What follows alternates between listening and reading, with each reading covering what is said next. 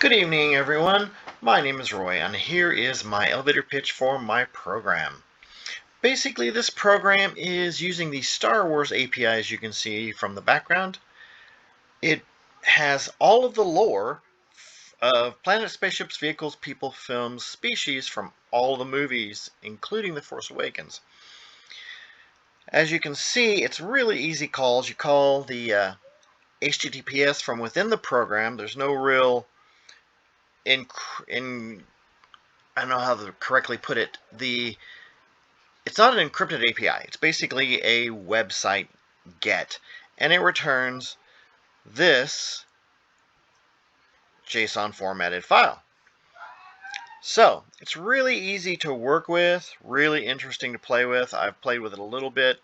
The only shortcoming that I've had with this application, as you can tell right here, if I look for Luke,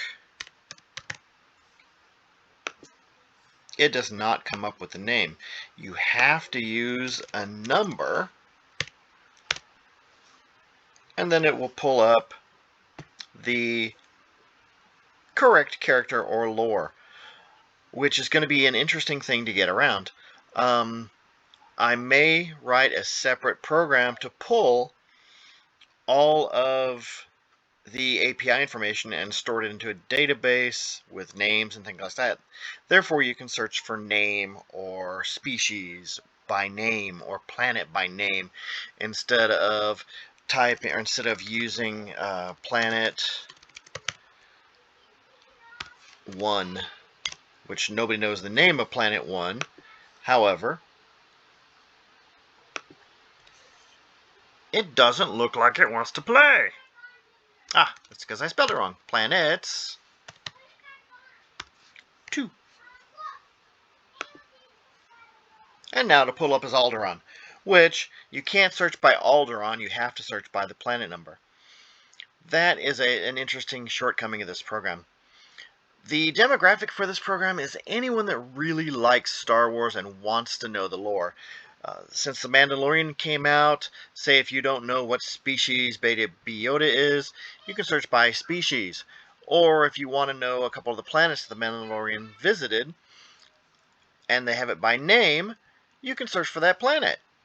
It's going to be an interesting thing. For the persistence in the database, I am going to write all the searches to the database itself.